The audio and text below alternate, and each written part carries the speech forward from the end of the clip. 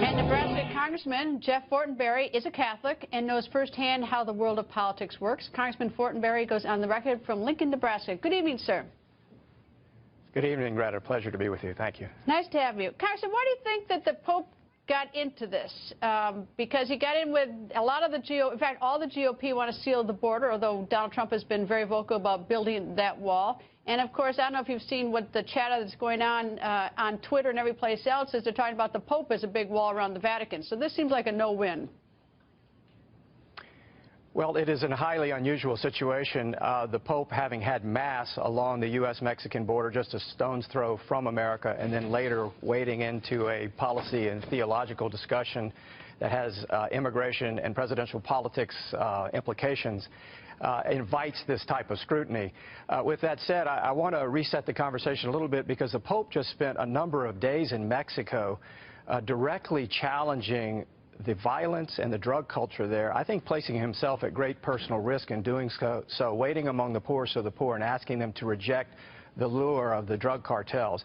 That's one thing. Secondly, he's a pastor.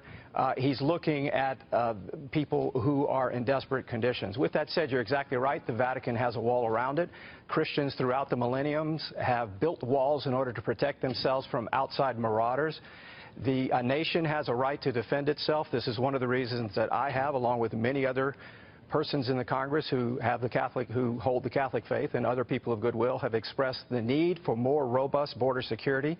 A hallmark of the American experience is that we've had a just and orderly immigration system in the past. However, when there is chaos and disorder at the border, it undermines the ability of our country to be charitable.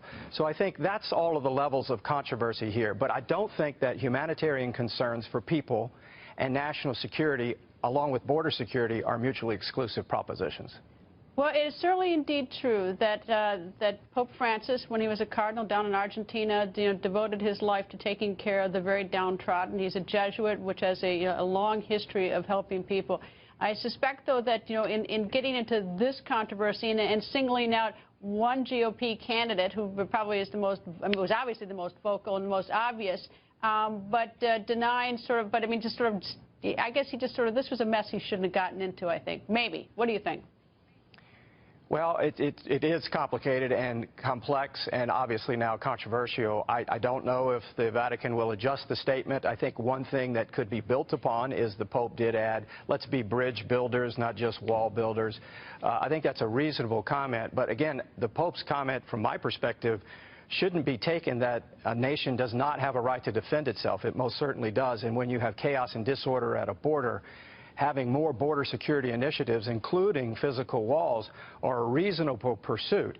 This will give us the chance to rebuild a just and orderly immigration system along the lines that's been the American tradition. So I don't want to, though, miss the opportunity to say that what the Pope did in Mexico, though, is completely consistent with national security concerns of America.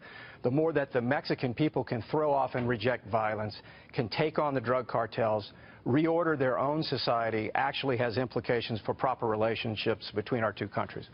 And I suspect that politicians on both sides of the aisle here in this nation would love to see Mexico get its drug cartels to decimate those and destroy them. Congressman, thank you, sir. Pleasure being with you. Thanks so much.